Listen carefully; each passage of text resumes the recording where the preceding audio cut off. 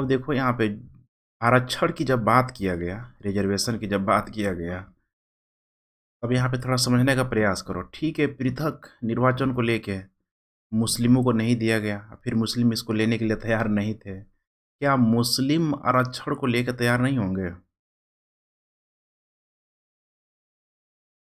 समझ में आ रहा है कि नहीं आ रहा है? यहाँ पे जो आरक्षण जो दिया गया एससी और एसटी समुदाय के लोगों को ही दिया गया। जो भी राजनीतिक में पार्टिसिपेट करने के लिए एससी और एसटी समुदाय के लोगों को दिया गया। लेकिन ठीक जैसे इनको दिया गया, उनको भी दिया क्या किया सकता जा सकता था कि भाई वे लोग भी खड़े होके, समझ में आ रहा है कि नहीं आ रहा है? वे लोग भी खड़े हो जाए और उनको भी सारे लोग मिल के चुने। समझ में आ रहा है कि नहीं आ रहा है? लेकिन इस चीज़ को ऐसा नहीं था कि मुस्लिमों ने ठीक है डिमांड नहीं किया था, किया था। पुरज़ोर तरीके से क्या हुआ था? किया गया था वो डिमांड।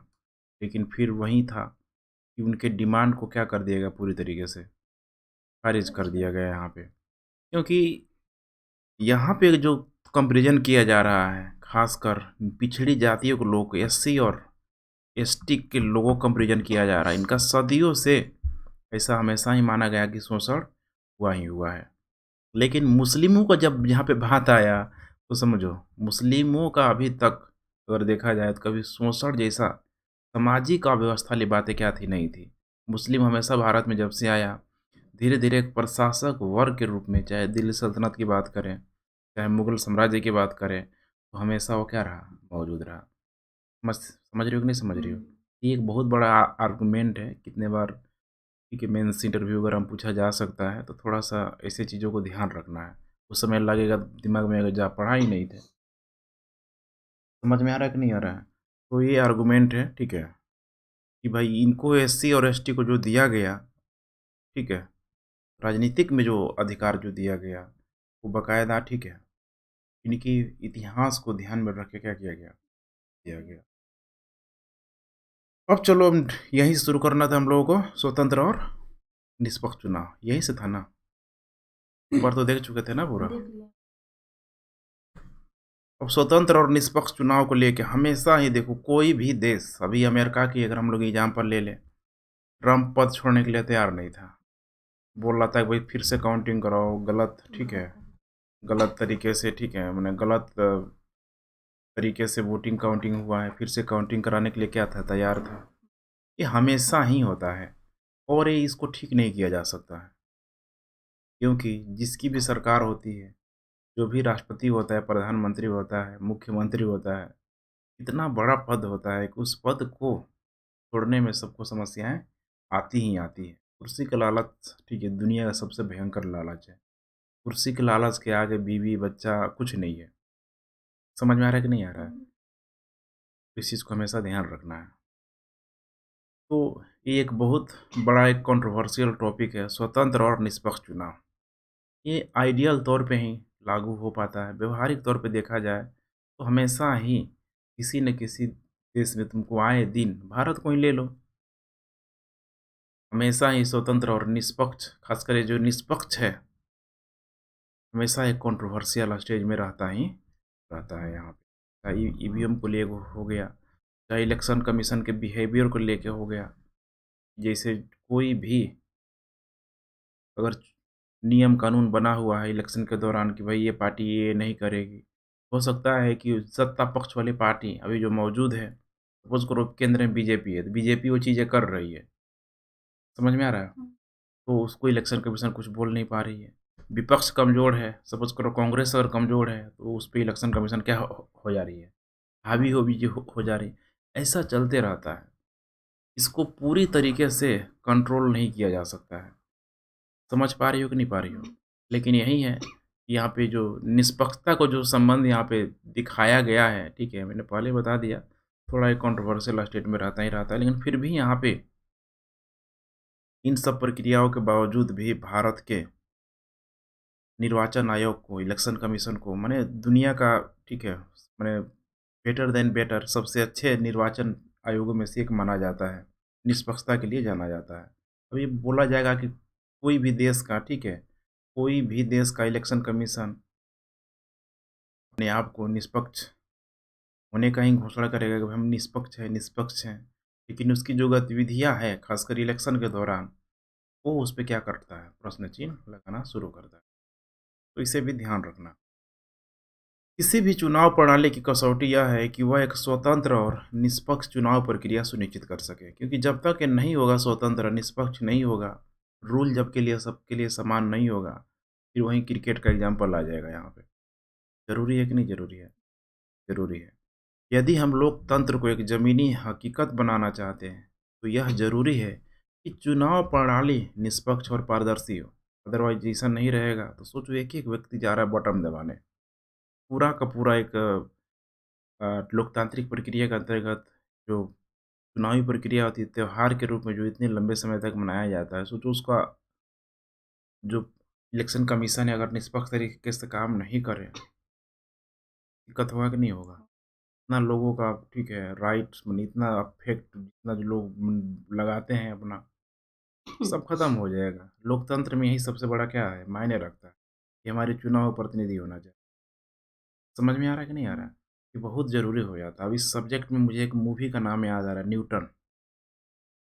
याद आ रहा है तुम लोग, राजकुमार राव का, जो मैंने तुम लोग को दिखाया हुआ था, वहीं पे शायद मुखर्जी में दिखाया हुआ था कि एक व्यक्ति का चुनाव, ठीक है, एक व्यक्ति का जंगल में चला जाता है, नक्सलाइट एरिया होता है, वहाँ जाके वो क्या करता है, चुनाव कराता है। वो उस एक वोट की वैल्यू को समझ रहा है। वो उस क्षेत्र में रहने वाले लोगों की वैल्यू समझ रहा है। भाई जब तक यहाँ मेरी ड्यूटी है, समझ में आ रहा है कि नहीं आ रहा है? तो जितने भी इलेक्शन कमीशन के जो भी सदस्य होंगे, ऐसे ही लोग रहेंगे, तब तो जाके एक निष्पक्ष चुनाव हो पाएगा। जो बैलेट बॉक्स ईवीएम जो मशीन है, किसी को देने के लिए क्या है तैयार? नहीं है। महज 10-12 वोट होता है। तो इसीलिए मूवी बहुत चर्चा में था, क्योंकि वो समाज को एक बहुत बड़ा मैसेज दे रहा था। उस समय तुम लोग को नहीं समझ में आ रहा होगा, क्या बना दिया है अंडर वन, ठीक है। लेकिन अब समझ में आएगा कि देखो, एक-एक वोट के लिए यहाँ पे इलेक्शन कमीशन कितना एफर्ट लगाता है। उस एरिया में कोई जाना नहीं चाहता था। अगर कोई जाना नहीं चाहता था, तो अर्थात इसका मतलब यही है कि उन सदस्यों को उन वोटों का महत्व पता नहीं था। फिर भी जो एक्टर आया, कैसे उस एरिया में जाने के लिए क्या हो गया, तैयार हो गया, गया। इतना विषम जटिल एरिया था और वहाँ जाके लोगों को यह बताने की कोशिश कर रहा है। फाइनली वे लोग भी क्या थे, भारत के, ठीक है, नागरिक हैं। और एक नागरिक होने के नाते उनको कुछ पता ही नहीं है, कुछ पता ही नहीं है यहाँ पे। अब जो जिसकी ड्यूटी है उस सेक्टर की, जा रहा है वहाँ पे करवा रहा है। समझ में आ रहा है कि नहीं आ रहा है? तो अब थोड़ा-सा का मूल्य समझ में आ रहा है कि नहीं आ रहा है कि कितना, किस हद तक जाके जागरूक करना पड़ता है लोगों को। चुनाव प्रणाली ऐसी होनी चाहिए जिससे मतदाताओं की आकांक्षाएँ चुनाव परिणामों में न्यायपूर्ण ढंग से क्या हो सके, व्यक्त हो सके। यहाँ पे कहाँ पहुँचे, क्या समझे? अब यहाँ पे देखोगी, ठीक है, तो देखो यहाँ पे एक बहुत बड़ा नकारात्मक जो तत्व है, अभी मैंने पूछा हुआ था तुम लोगों से कि पहले आ गए, ठीक है, क्या था? जो आ गए, क्या था? जो आ गए, हाँ, आज, हाँ? तो ठीक है, मतलब जो भी था यहाँ पे फर्स्ट कम फर्स्ट सर्व में, ठीक है, जो जीता, ठीक है, सिकंदर वही है। उसका मैंने पूछा था नेगेटिव चीज़ क्या था? तुम लोगों को सिर्फ़ वोटिंग परसेंटेज को लेके आ रहा था। देखो यहाँ पे क्या है। भारत की आबादी में मुसलमान कितना है? 40.2%, 2011 की सेंसस के अनुसार। लेकिन लोकसभा में मुसलमान सांसदों की संख्या सामान्यतः 6% से क्या है, थोड़ा कमी रही है। अब दोनों में देखो कितना अंतर है। ये जो गैप है, दिखाई दे रहा है कि नहीं दे रहा है? जनसंख्या है इनकी लगभग 14.2%। उस हिसाब से इनका जो प्रतिनिधित्व है, बहुत क्या है, आधा से भी क्या है। इस चीज़ को समझ रहे हो कि नहीं समझ रही हो? तो एक बहुत बड़ा जो डिमेरिट है फर्स्ट कम फर्स्ट सर्व का, कि अल्पसंख्यक के हितों को थोड़ी बहुत क्या की जाती है, अवहेलना कर दी जाती है। यही है, थोड़ा-थोड़ा निकालना पड़ता है पॉइंट। समझ रही हो कि नहीं समझ रही हो? अब यही समानुपातिक प्रतिनिधित्व प्रणाली होता तो 40.2 माने इनका लगभग-लगभग दलितों के बराबर क्या हो जाता, सीट, रिज़र्व हो जाता कि नहीं हो जाता? समझ में आ रहा है? जो जनसंख्या के अनुपात में आधे से भी कम है, यही स्थिति अधिकतर राज्य विधानसभाओं में भी है। 3 छात्रों ने इन तथ्यों से अलग-अलग निष्कर्ष निकाले। ठीक है, अब आप बताएँ कि आप उनसे सहमत हैं या असहमत? फिलहाल है, नाम भी वैसे ही दिखाई दे रही है, अलग-अलग, ठीक है, हिना, लाप, आरिफ, सबा, मुस्लिम, यहाँ पे जो भी है, मेल-फीमेल जो भी है। यह सर्वाधिक मत से जीत वाली प्रणाली के अन्याय होने को दिखाता है। समझ में आ रहा है? ये सर्वाधिक मत जिसको सबसे अधिक वोट वो जीता, भाई वो क्या है? अन्याय है हमारे खिलाफ। हमें क्या चाहिए? समानुपातिक प्रतिनिधित्व प्रणाली चाहिए। समझ में आ रहा है? कोई दिक्कत? स्वाभाविक सी बात है, ये सारे प्रश्न अभी भी खड़ा होता है, अभी भी होता है। आरिफ, ये क्या बोलता है कि यह अनुसूचित जाति और जनजातियों को आरक्षण के औचित्य को बताता है। अब आवश्यकता इस बात की है कि मुसलमानों को भी उस तरह का आरक्षण दिया जाए, जिससे अनुसूचित जाति और जनजातियों को क्या किया गया? दिया गया। समझ में आ रहा है कि नहीं आ रहा है? भाई अनुसूचित जाति और अनुसूचित जनजातियों का तो फिर उनका एक तरीके से देखा जाए तो समानुपातिक प्रतिनिधित्व प्रणाली की तरह ही क्या हो रहा है? पहले आगे पहले ठीक है, मतलब पहले आगे पहले जीतों में अगर देखा जाए, तो उनमें वो जो प्रक्रिया है कैसे दिखाई दे रहा है? समानुपातिक प्रतिनिधित्व प्रणाली की तरह दिखाई दे रहा है, कि भाई उनमें उनके कैंडिडेट क्या है? फिक्स है कि नहीं है? कि उसको रिज़र्व कर दिया गया है, लेकिन मुस्लिमों के साथ ऐसा दूसरी एक लेडी है यहाँ पे, सभी मुसलमानों को एक जैसा मानकर बात करने का कोई मतलब नहीं है। अलग-अलग आर्गुमेंट सबका होता है। मुसलमान महिलाओं को इसमें कुछ भी नहीं मिलेगा। थोड़ा नारीवाद दिखाई दे रही है। हमें मुसलमान महिलाओं के लिए क्या चाहिए? अलग आरक्षण चाहिए। कोई दिक्कत? खुद यहाँ पे महिलाओं को ही जब आरक्षण नहीं दिया जा रहा, तो उसमें मुस्लिम महिलाओं को कहाँ से आरक्षण दे दिया जाएगा? समझ में आ रहा है कि नहीं आ रहा है?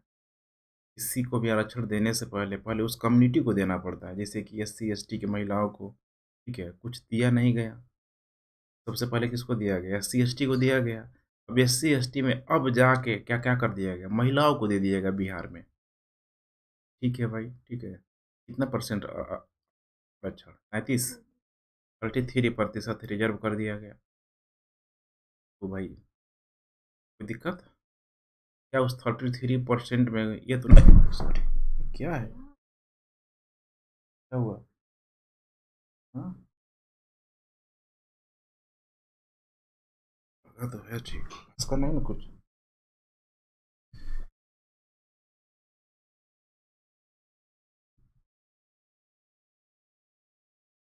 इसलिए तो लगाए हैं दवा। चला जाए बहुत। ठीक है? चलो। ये जा रहा है आगे देखो बराबर, इसीलिए कह रहे हैं कि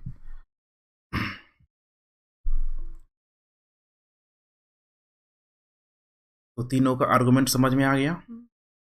तो कुल मिला के हमने क्या समझा कि सबसे सर्वाधिक जीत वाली प्रणाली में अल्पसंख्यकों के हितों की क्या कर दी जाती है? अवहेलना कर दी जाती है। और दूसरा क्या देखा हमने कि इसमें बेनिफिट किसको है? एससी और एसटी के लोगों को है, कि इनको बिल्कुल समानुपातिक प्रतिनिधित्व प्रणाली के आधार पे ही उनके सीटों को क्या कर दिया गया? अर्जित कर। समझ में आ रहा है? और तीसरा जो महिलाओं को लेके है, ये बहुत अधिक स्ट्रॉन्ग पॉइंट क्या है? नहीं है। सबसे स्ट्रॉन्ग पॉइंट यही दोनों है। तीसरा है, बोल दिया गया महिलाओं को लेके, ठीक है, उनका कहना सही है।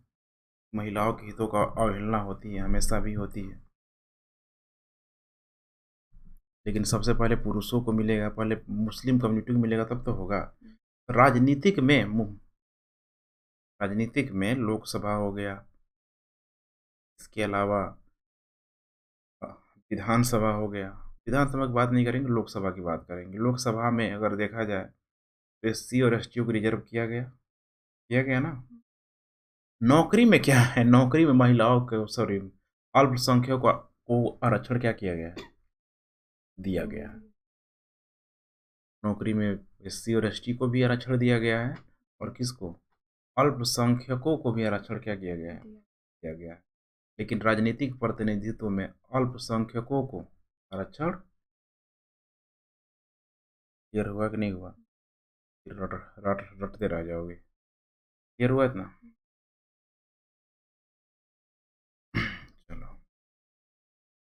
लड़की क्या बोल रही है? मैं इतनी समझ रखती हूँ कि भविष्य को अपने करियर को चुन सकूँ और इतनी उम्र दराज हूँ कि ड्राइविंग लाइसेंस बनवा सकूँ। तो क्या मैं इतनी बड़ी नहीं कि वोट डाल सकूँ? यदि ये कानून मुझ पर लागू होते हैं, तो मैं कानूनों को बनाने वालों के बारे में फैसले क्यों नहीं ले सकती? बच्ची है, ठीक है, अपनी-अपनी आर्गुमेंट दे रही है। सोच है, ऐसा होता है। अब नेक्स्ट आ रहा है यहाँ पे इसी के आधार पे सार्वभौमिक वयस्क मताधिकार और चुनाव लड़ने का अधिकार। तो सोचो आसान नहीं होगा कि भाई यूनिवर्सल जो वोटिंग राइट्स जिसको बोला जा रहा है, संविधान सभा के सदस्यों में इस बात को लेकर बड़ा ठीक है, गहमा-गहमी हुआ। कोई बोल रहा है 15 साल, 17 साल, 18 साल, 21 साल। हमेशा से ही क्या थी समस्या मौजूद थी। और बड़े की मज़े बात है कि यहाँ पे ठीक है, जो यूनिवर्सल यहाँ पे जो दिया गया ठीक है, डिबेट हुआ इसमें अच्छा खासा डिबेट हुआ, लेकिन लास्ट तक आते-आते सब सहमति भी क्या हो गई, बन गई। यही हुआ कुछ नहीं कि भाई चलो 18 साल मान लेते हैं, एक बाउंड्री लाइन खींच दिया जा रहा है, चाहे मेल हो, चाहे फीमेल हो, चाहे ट्रांसजेंडर हो। ट्रांसजेंडरों को तो अब अधिकार दिया गया, पहले उनको वैसा कुछ नहीं। समझ में आ रहा है ना? नौकरी वगैरह आता था तो मेल और फीमेल ही जगह होता था, ट्रांसजेंडर का जगह कुछ नहीं होता। अर्थात भाई समाज के मुख्य वर्ग में उसको शामिल नहीं किया जाता। बाद में धीरे-धीरे जब इंटरनेशनल प्रेशर बढ़ने लगा, तो इनको भी शामिल कर लिया गया। अब फॉर्म वगैरह भरोगे किसी भी चीज़ का तो उसमें एक अलग से बॉक्स बना रहता है, टी लिखा रहता है, एमएफ और टी ट्रांसजेंडर। तो अब सार्वभौमिक वयस्क मताधिकार को लेके अब हो गया। इसका मतलब समझने की कोशिश करो कि भई 18 साल एक वयस्क उनको मान लिया गया। अब वयस्क मतलब क्या है कि सेल्फ डिसीजन, ये सबसे बड़ी बात होती है। भले वो व्यावहारिक तौर पे ठीक है, सब में लागू नहीं होता है, लेकिन सैद्धांतिक तौर पे इस चीज़ को तुम मानने की कोशिश करो, कि ऐसा माना जाता है, एक आम धारणा है और उसी को चल के 18 साल को इसीलिए ये अप्लाई कर दिया गया। 18 साल से अगर भाई तुम्हारी अगर उम्र अधिक है, तो फिर तुमको एक वयस्क की तरह तुम पे क्या किया जाएगा, मुकदमा चलाया जाएगा। किसी भी अपराध के लिए अब तुम बच्चा नहीं हो, बच्ची नहीं हो। समझ में आ रहा है कि नहीं आ रहा है? 18 साल में बोला गया है कि तुम कोई व्यक्ति अगर सोच सकता है, समझ सकता है, तो भाई वो भी ये समझ सकता है कि क्या अच्छा है और क्या बुरा है। इसका मतलब कि क्या बुरा है फिर भी वो काम कर रहा है, तो फिर उसको ठीक है, आपराधिक मुकदमा के अंतर्गत ठीक है, दंड उसको दिया ही जाएगा। समझ में आ रहा है कि नहीं आ रहा? तो यही है, सार्वभौमिक वयस्क मताधिकार और चुनाव लड़ने का अधिकार।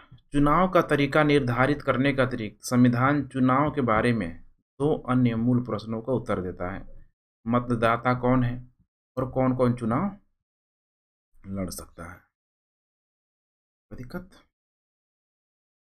सोचो, लोकसभा का चुनाव, विधानसभा का चुनाव, ये जहाँ से डायरेक्ट प्रत्यक्ष जो चुनाव होता है, तुम कहीं का भी हो, अगर तुम भारत का अगर नागरिक हो, तुम अगर बिहार की हो अभी, तो तुम जाके नागालैंड में चुनाव क्या कर सकती हो? कर सकती हो, कोई दिक्कत नहीं है। ये सबसे बड़ी लोकतंत्र की खासियत। लेकिन ध्यान रखना प्रत्यक्ष, अप्रत्यक्ष नहीं, अप्रत्यक्ष में फिर तो समस्या होगी। समझ में आ रहा है कि नहीं आ रहा है? समझ रहे हैं ना? डायरेक्ट चुनाव तुम कहीं भी कहीं किसी भी जगह से लड़ सकती हो, कोई समस्या नहीं है। इन दोनों बिंदुओं पर हमारा संविधान पूर्ण रूप से स्थापित लोकतांत्रिक परंपराओं का पालन करता है। आप जानते हैं कि लोकतांत्रिक चुनाव में देश के सभी वयस्क नागरिकों को चुनाव में वोट देने का अधिकार होना जरूरी है। इसी को सार्वभौमिक वयस्क मताधिकार के नाम से जानते हैं। अनेक देशों में नागरिकों को इस अधिकार को प्राप्त करने के लिए अपने शासकों से बहुत लंबी लड़ाई लड़नी पड़ी। इससे अपनी शासकों से इतिहास गवाह है, मैग्ना कार्टा को ले लो, फ्रांस की क्रांति को ले लो, वो सब क्या था? अधिकार के लिए था। स्वतः समानता बंधुत्व को लेके अधिकार की लड़ाई थी। और रूस में ले लो, ज़ारशाही को ख़त्म करना ले लो, तो ये चीज़ इतनी आसान क्या थी?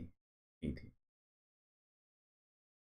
बहुत से देशों में तो महिलाओं को यह अधिकार काफ़ी देर से और बड़े संघर्ष के बाद मिलता। अब बताने की ज़रूरत नहीं है। अमेरिका की बात करें, ब्रिटेन की बात करें, फ्रांस की बात करें, रूस की बात करें, क्या अचानक मिला? सबका हम लोग इतिहास पढ़ चुके हैं।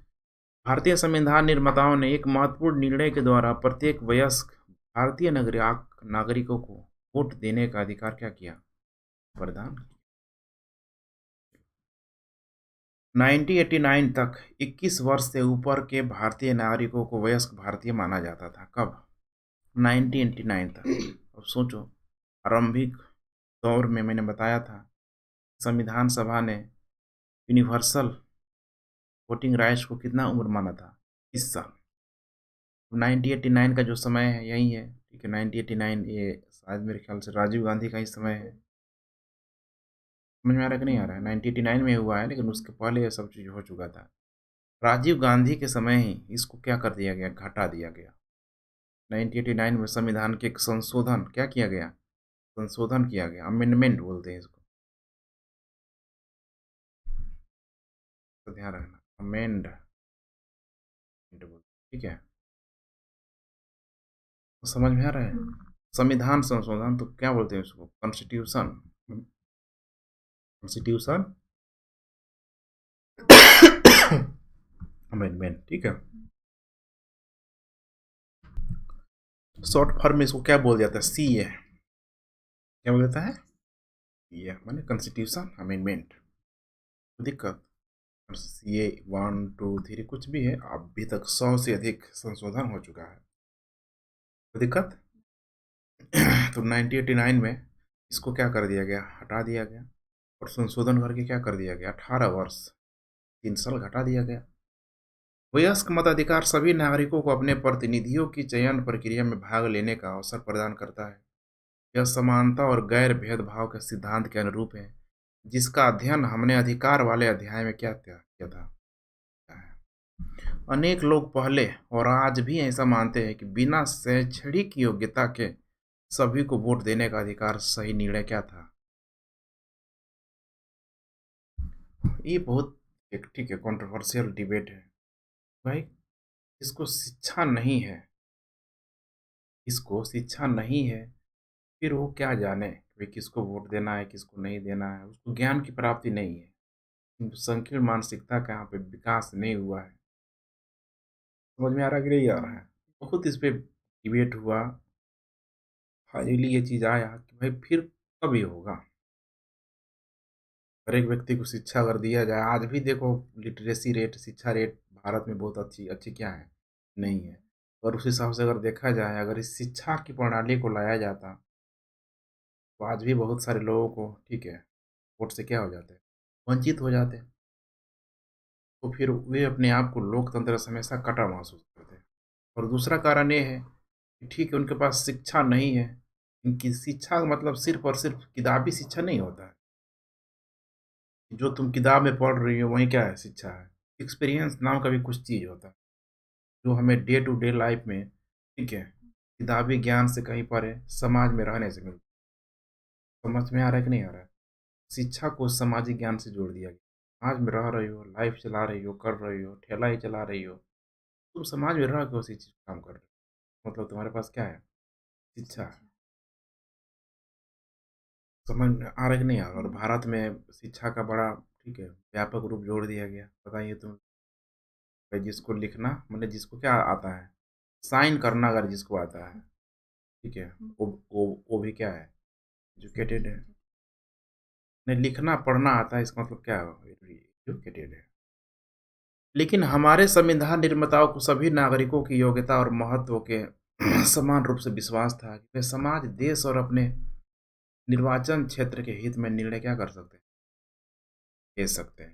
जो भी व्यक्तियों को हम लोग अगर यूनिवर्सल वोटिंग राइट्स दे रहे हैं, अगर 18 साल 21 साल कर रहे हैं, तो इसका मतलब कि लोग कर सकते हैं।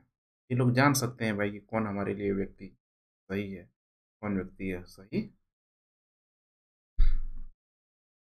जो वोट देने के अधिकार के बारे में सच है, वही चुनाव लड़ने के अधिकार के बारे में भी क्या है? सच है। समझ में आया? अर्थात अब तुम्हारी उम्र 18 साल है, तो तुम कहीं से भी जाकर प्रत्याशी वो बन सकती हो। ठीक है, 18 साल में नहीं है, इसके लिए थोड़ा सा ऊपर ले जाया गया। अलग अलग चुनाव के लिए, जैसे लोकसभा के लिए बोला गया 25 साल, विधानसभा के लिए बोला गया 25 साल, राज्यसभा के लिए 30 साल, राष्ट्रपति बनने की उम्र है 35 साल। समझ में आ रहा है कि नहीं आ रहा है? अब सोचो लोकसभा की उम्र के लिए अगर 25 साल है, 25 साल में कोई व्यक्ति लोकसभा का सदस्य बन जाता है, खूब उसका बोलबाला है, 25 साल की उम्र में भी भारत में लोग क्या बन सकते हैं? धूमधाम से बन सकता है, राष्ट्रपति नहीं बन सकता। राष्ट्रपति के लिए कितना चाहिए? 35 साल चाहिए। और राज्यसभा के लिए 30 साल। राज्यसभा बुजुर्गों की सभा बोला जाता है, तो एज में भी गैप किया। बुजुर्ग कौन होगा? 30 वाला। उच्च सदन। और निम्न सदन में 25 साल। धीरे धीरे मैं बोलते रहूँगा, ठीक है? थोड़ा सा कहीं कहीं नोट करते रहना इसको, ताकि आगे जब आए तो एकदम लगे कि भाई सब पढ़े हुए। सभी नागरिकों को चुनाव में खड़े होने और जनता का प्रतिनिधित्व होने का अधिकार है, लेकिन विभिन्न पदों पर चुनाव लड़ने की न्यूनतम आयु और अर्हता क्या होती है? भिन्न भिन्न होती है। पता चल गया? भिन्न भिन्न। लोकसभा के लिए प्लस किसके लिए? विधानसभा के लिए कितना साल होता है? 30 साल। राज्यसभा के लिए प्लस विधान परिषद के लिए कितना साल? 30 साल। और राष्ट्रपति के लिए फिर रहेगा। तो राज्यसभा और विधान परिषद के लिए, जिसको वरिष्ठों की सभा बोला गया। उदाहरण के लिए लोकसभा या विधानसभा चुनाव में खड़े होने के लिए उम्मीदवार को कम से कम कितना होना चाहिए? 25 वर्ष का होना चाहिए, अर्थात 25 वर्ष का व्यक्ति भी क्या बन सकता है? प्रधानमंत्री। कोई गलत नहीं। और भी प्रतिबंध है। जैसे एक कानूनी प्रतिबंध यह है कि यदि किसी व्यक्ति को किसी अपराध के लिए या दो से अधिक वर्षों के लिए जेल हुई हो, तो वह चुनाव लड़ने के लिए योग्य क्या है? नहीं है। ये पहले नहीं था, बाद में इसको ला दिया गया। ये लालू यादव चुनाव क्या कर पा रहा है? लड़ पा रहा है। मैं जिसको भी कितना के लिए 2 या 2 सालों से अधिक, इसका मतलब कि 2 या 2 साल से जिसको कम सजा हुआ है वो चुनाव क्या कर सकता है? कर सकता है। समझ में आ रहा है ना? पहले नहीं था ऐसा, बाद में इसको लाया गया। तो जो जब लाया गया तो नेताओं का हालत खराब हो गया, लोगों के दबाव के बदौलत इसको लाया गया। पहले नेता सब जेल में होता था और उसके नाम से चुनाव के सब चमचा सब क्या कर रहा है? लड़ रहा है। और बड़े मजे के बाद जीत भी जा आता था। जेल में है आराम से। समझ में आ रहा है कि नहीं आ रहा है? पहले का मूवी वगैरह में कुछ दिखाया गया है, बड़ा हंसी आता था। ये अपने आप में क्या था? हास्यास्पद है। दिक्कत तो ये धीरे धीरे इसमें बहुत अधिक चेंज लाया गया, परिवर्तन किया गया, जो कि बहुत अच्छा हुआ। लेकिन चुनाव लड़ने के लिए यहाँ पे आय, शिक्षा, वर्ग या लिंग के आधार पर कोई प्रतिबंध क्या है? नहीं है। तो तुमको अगर 0 रुपया भी इनकम है, बेरोजगार हो तभी जाकर चुनाव, कोई दिक्कत नहीं। भिखारी हो तब भी जाकर चुनाव लड़ सकती हो, कोई दिक्कत नहीं है। अंबानी भी है तो चुनाव लड़ सकता है, कोई दिक्कत नहीं है। शिक्षा, अंगूठा छाप हो, डजेंट मैटर, चलेगा।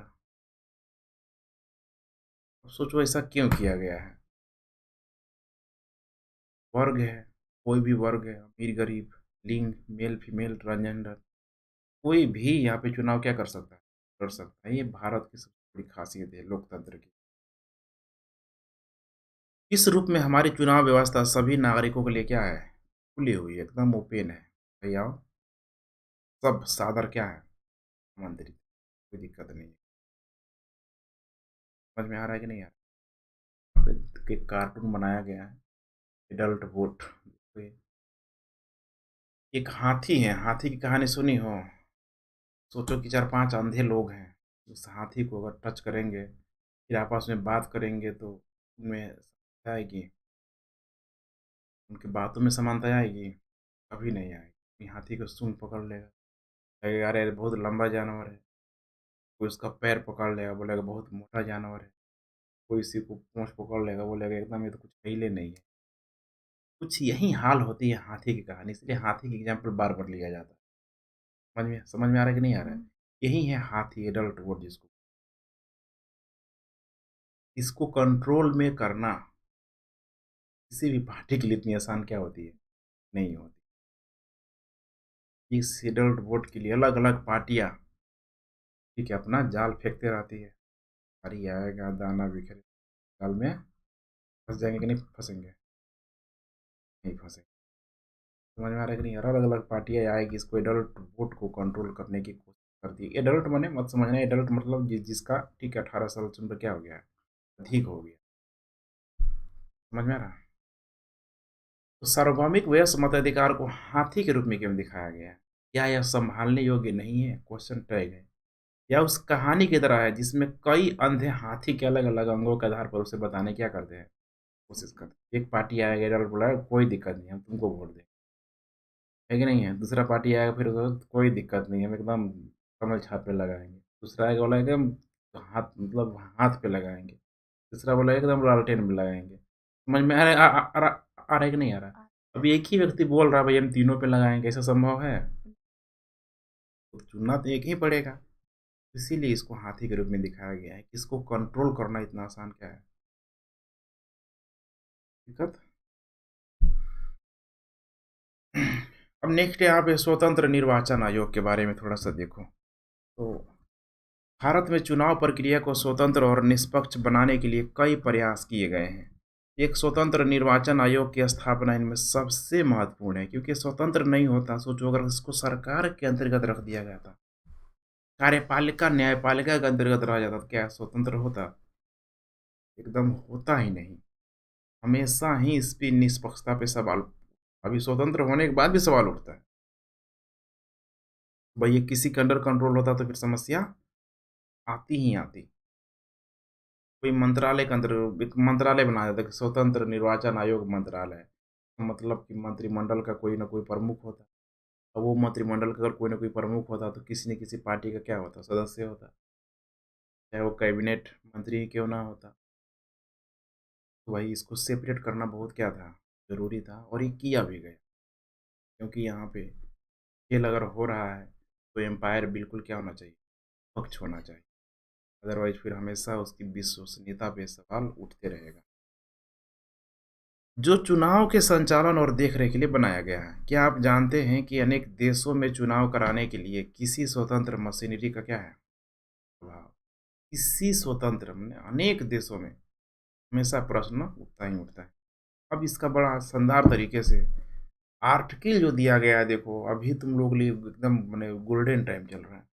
आर्टिकल बेहद कम है, जो आर्टिकल दिया है उसको एक जगह क्या करो, लिखो और उसको एकदम क्लियर कर लो।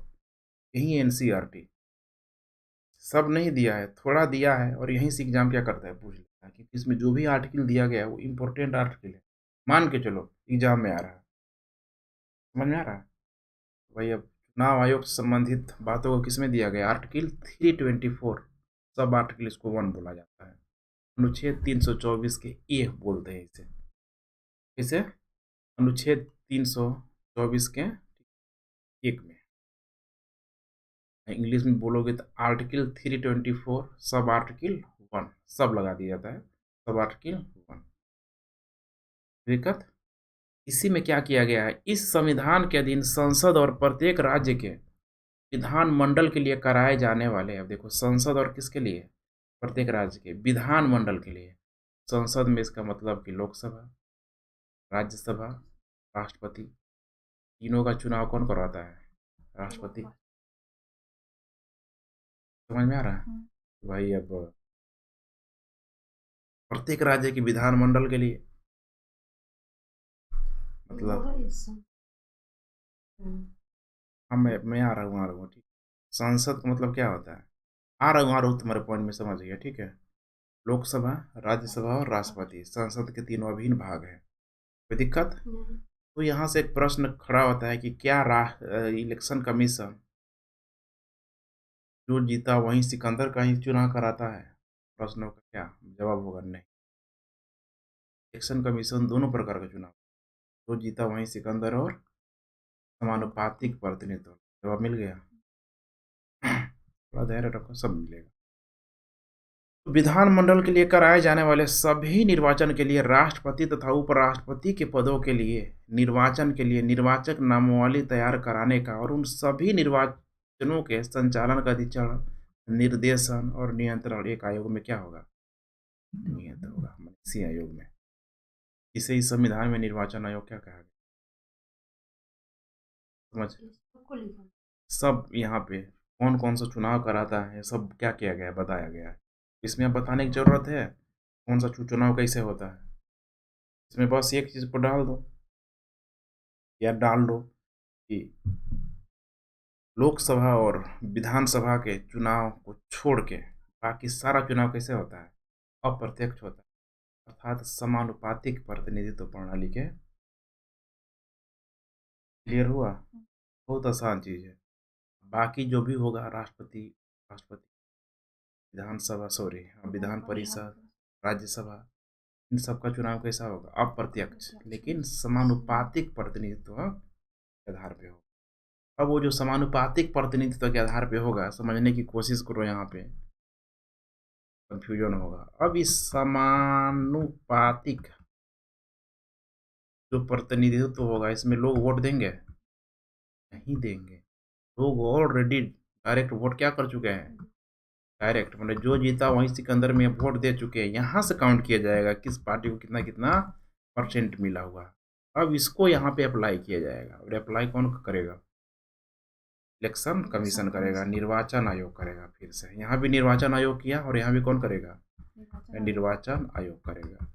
तो यहाँ पे अब डायरेक्ट में जो भी मेंबर जो जीता गया, जो भी मेंबर सदस्य जो भी जीता गया, लोकसभा चाहे वो विधानसभा का, उसने एक मेंबर को कितना कितना परसेंट वोट मिला, आ जाएगा कि नहीं आ जाएगा? बीजेपी का मान लो कि रिंकू सिंह यहाँ है, कितना परसेंट वोट मिला, मान लो इसको 38%। समझ में आया? तो अब इस 38% को यहाँ पे इस समानुपातिक प्रतिनिधित्व प्रणाली में क्या किया जाएगा? काउंट किया जाएगा। समझ में आ रहा है कि नहीं आ रहा है? तब यहाँ से एक क्या निकलेगा? राज्यसभा का सदस्य। समझ में आ रहा है कि नहीं आ रहा है? ऐसे ऐसे सारे लोग चुनेंगे चुनेंगे चुनेंगे, तो फिर राष्ट्रपति का चुनाव होगा। समझ में आ रहा है कि नहीं आ रहा? अब इसकी मंशा होगी, मान लो रिंकू सिंह है, तो ये भाई कहेगा कि नहीं, इसको वोट देंगे। अब यहाँ पे पार्टी वाले क्या करेंगे? चुनाव करेंगे। पार्टी के खिलाफ तुम नहीं जा सकते ना, व्हिप लग जाएगा, दिक्कत हो जाएगा, लोग पार्टी से निष्कासित कर दिया जाए। समझ में आ रहा है? अर्थात बीजेपी पार्टी को लग रहा है कि नहीं भाई, हमें इस व्यक्ति को राष्ट्रपति चुनना है, सारे बीजेपी के लोग उसी को क्या करेंगे? समझ में आ रहा है कि नहीं आ रहा है? खैर ये बातें आएगी। अभी बस सिंपल चीज़ समझो कि समानुपातिक प्रतिनिधित्व प्रणाली अप्रत्यक्ष तरीके से होता है, और इसका भी चुनाव कौन कराता है? निर्वाचन आयोग, अर्थात इलेक्शन कमीशन करो। क्लियर हुआ कि नहीं हुआ? हम क्रिस्टल क्लियर करना है।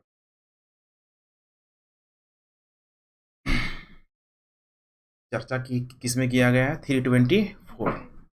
324 बस याद रखना, वन नहीं याद रखोगी बन जाएगा, ठीक है, लेकिन 324 हमेशा याद रखना। अभी से एकदम याद रखो, जब भी चुनाव आए दिमाग में क्या आना चाहिए? 324। किसी भी राज्य में चुनाव आए तुरंत याद आना चाहिए 324। अब इसमें पंचायत चुनाव का जिक्र किया गया है? तो नहीं, पंचायत चुनाव कौन कराता है? ठीक है, राज्य चुनाव आयोग करवाता है। लिखेंगे हम लोग, ठीक है, राज्यों में भी चुनाव आयोग होता है। दिक्कत? मैंने राज्य करवाता है, कोई दिक्कत? भारतीय संविधान का अनुच्छेद 324 निर्वाचन के लिए मतदाता सूची तैयार कराने, चुनाव के संचालन का अधीक्षण, निर्देशन और नियंत्रण का अधिकार एक स्वतंत्र निर्वाचन आयोग को क्या करता है? देता है। कह रहा है कि भारतीय संविधान का अनुच्छेद 324 निर्वाचनों के लिए मतदाता सूची तैयार कराने और चुनाव के संचालन का अधीक्षण माने क्रियान्वयन करने के लिए, निर्देशन देख रेख करने के लिए और नियंत्रण का अधिकार एक स्वतंत्र चुनाव आयोग को क्या करता है? देता है। अब सोचो, हर एक क्षेत्र में क्या कर दिया था? बांट दिया था इसमें। उसमें देखेंगे कि डबल पद, जितने भी कार्यपालिका के जो अधिकारी होते हैं, डीएम से लेके एसपी से लेके एसडीएम से लेके, उस समय सबको कुछ ना कुछ पद दे दिया जाता है। कौन देता है वो? संविधान नहीं, इलेक्शन कमीशन देता है। जैसे कि एक एरिया में दे देगा, एक डिस्ट्रिक्ट में अगर चुनाव हो रहा है तो बोल देगा इलेक्शन कमीशन की इस एरिया का डीएम कौन है, अर्थात कार्यपालिका कौन है? ये या व्यक्ति बोलेगा देखो भाई, कौन बोलेगा? अब ये जो डीएम है पूरा इलेक्शन कमीशन के अंतर्गत काम करेगा कि देखो भाई डीएम साहब, ठीक है, अब तुम डीएम तो हो, ठीक है, लेकिन अब तुम इस एरिया के चुनाव कोऑर्डिनेटर बोला जाता है, चुनाव कोऑर्डिनेटर भी हो, इस एरिया में जो भी चुनाव संबंधित देख रहे कौन करेगा? तुम करोगे। डीएम बोलेगा हम एक अकेले कैसे करेंगे? बोला चिंता मत करो, ठीक है, तुम जैसे अभी तक काम करते आए हो, तुम्हारे अंदर जितने भी नौकरशाह हैं, तुम सबको क्या करो उसमें शामिल कर लो, तुम्हारा ये क्या अधिकार है? समझ में आ रहा है कि नहीं आ रहा? तो इसीलिए चुनाव के समय एक ही व्यक्ति के कंधों पे दोहरी लोड क्या होती है, पड़ने लगती है। एक तो लॉ एंड ऑर्डर को मेंटेन करना है और दूसरा चुनावी प्रक्रिया भी क्या करना है, लागू करवाना है। तो सब इसीलिए चुनाव के समय काम-वाम क्या होता है, नहीं होता है। बोलता है साहब फँसे हुए दूसरे। समझ में आ रहा है कि नहीं आ रहा है? ठीक उसी तरीके से इसका बड़ा अच्छा एग्ज़ाम्पल है शिक्षा मित्रों का। शिक्षा मित्र का बड़े समस्या है, ठीक है? देखती हो ना सब घर-घर क्या कर रहा है सब सेंसस कराता है, जनगणना कराता है। काम है टीचर का। अब टीचरों पे इतना अधिक बर्डन लाद दिया गया है कि भाई तुम अब सेंसस भी जनगणना भी करो। अब वो टीचर क्या करेगा भाई लड़कों को पढ़ाएगा, जनगणना करेगा, सैलरी एक कम दे रहे हो तुम टीचर का। ठीक वही काम किसके कंधे पे होता है? इन ठीक है, माने डीएम ही नहीं माने जितने भी है ये नौकरशाह होते हैं। समझ में आ रहा है? किसी भी राज्य में या फिर अगर केंद्र में हो रहा है, या राज्य में हो रहा है, तो समझो कि अब इनकी भूमिका दोहरी भूमिका क्या होने वाली। इसीलिए इलेक्शन के समय किसी को छुट्टी-वुट्टी क्या होता है, नहीं मिलता। आए दिन तुम अधिकारियों को कहते सुनोगे इलेक्शन का समय है, छुट्टी हम नहीं ले सकते। छुट्टी मिलेगा नहीं तो लेंगे कहाँ? समझ में आ रहा है? और इसमें सिर्फ़ और सिर्फ़ यही नहीं, अब टीचर का टीचर नहीं बन जाएगा। कॉलेज का प्रोफ़ेसर नहीं रह जाएगा ना, सारे को लपेट लिया जाता है इसमें, इतनी बड़ी व्यवस्था होती है, वो अलग से सेपरेट नहीं किया जा सकता है। सोचो साल भर में 5 साल में 1 बार आता है, तो क्या इलेक्शन कमीशन क्या नौकरी के लिए आवेदन करवा देगा, आओ भाई चुनाव कराना है नौकरी के लिए, समझ में आ रहा है कि नहीं आ रहा है? ऐसा नहीं कर सकते हैं, क्योंकि 5 साल में 1 बार होना है। और इसमें सबसे बड़ी ख़ासियत होती है, सोचो कि एक अरुणाचल प्रदेश के व्यक्ति को बिहार में ला दिया, तुम चुनाव कराओ, बेचारा वो परेशान हो जाएगा, चुप करा ही नहीं पाएगा। इसमें सबसे इम्पोर्टेंट रोल होता है स्थानीय लोगों की, कि जो व्यक्ति जहाँ से स्थानीय प्रशासन में संलग्न है, जैसे डीएम है, डीएम से बेहतर कौन जानेगा कि एक मेरा जिला कैसा है, कहाँ-कहाँ क्या है? वहाँ पे वो चुनावी प्रक्रिया को अच्छे तरीके से क्या करेगा, संपन्न करवाएगा। तो दूसरे जगह से बुला के ले आए अरुणाचल प्रदेश से, दक्षिण भारत से, भाषा ही नहीं मिलेगा उसको। समझ में आ रहा है कि नहीं आ रहा है? तो इसीलिए यहाँ पे सबसे ज़रूरी है कि उस समय मौजूद किसी क्षेत्र में जो भी नौकरशाह है, उसके कंधों पे ये डाल दिया जाता है। समझ में आ रहा है कि नहीं आ रहा है? अब उसमें सिर्फ़ डीएम ही नहीं रहेगा, एसडीएम ही नहीं रहेगा, पूरा का पूरा जो व्यवस्था भी जो देख रही हो, ठीक है, रेवेन्यू अफ़सर से लेके ठीक है, जितना भी टैक्स ऑफ़िसर, पूरा का पूरा इसी काम में सब के सब इलेक्शन कमीशन के अंडर कंट्रोल में काम करने लगते-लगते। क्लियर हो रहा है कि नहीं हो रहा है? हो रहा है ना? अभी कल बात हुआ उससे, तो क्या बोल रही है कि इलेक्शन में व्यस्त है, ठीक है। समझ रहे हैं इस चीज़ को, इलेक्शन में व्यस्त मतलब कि कुछ भी गड़बड़ी हुआ, छोड़ेगा नहीं, ठीक है, सब चेन लगा हुआ है। डीएम है यहाँ पे, हर ब्लॉक बँटा हुआ, हर ब्लॉक में एसडीएम बैठा हुआ है। समझ में आ रहा है कि नहीं आ रहा है? अब पूरा का पूरा एक ब्लॉक में चुनाव हो रहा है, वो एसडीएम के अंडर कंट्रोल में हो रहा है। समझ में आ रहा है ना? चुनाव होगा एक जगह, ठीक है, निष्पक्ष चुनाव कराने की ज़िम्मेदारी, जैसे चुनाव होगा उस ईवीएम को मतलब सही सलामत उस जगह में पहुँचाना, फिर चुनाव करा के सही सलामत उस माने एक ऐसे जगह पे लाना जहाँ पे किसी पार्टी का कंट्रोल ना हो। समझ में आ रहा है कि नहीं आ रहा है? तो इससे तुम समझ सकती हो कि कितना बड़ा ये काम है। जो भी होता है इलेक्शन कमीशन करवाता है। ठीक है? पहले क्या होता था बैलेट पेपर से होता था। क्या होता था? Ballot paper. बैलेट पेपर में सपोज़ करो कि हम दून के ही क्षेत्र में हो गया। डाकू सब आके लूट लिया। क्या कर लिया? लूट लिया। लूटना मतलब समझ रही हो? गया सब हटा दिया उस सबको। यहाँ हम लोग भाई कोई चुनाव क्या करेगा? माने वोट नहीं देगा। गया एक आध गो डाकू गन लेकर इलेक्शन कमीशन वाला जो अधिकारी है सब कनपट्टी में सो जियाया, बोले छाप लो जितना छापना है। जाके फट, फट, फट एक बटन में क्या कर देगा? दबा देगा। हाँ, लालू यादव के समय हाँ, उस समय होता भी था, ठीक है। और सिर्फ़ एक ही राज्य में नहीं हुआ है, पहले बहुत सारे राज्यों में होता था। चंबल का जब ये एरिया था तो खूब चलता था ये सब। समझ में आ रहा है कि नहीं आ रहा है? तो फिर ये अगर ये हल्ला हो जाता था तो फिर उस ठीक है, पोलिंग बूथ को पोलिंग बूथ समझती हो ना?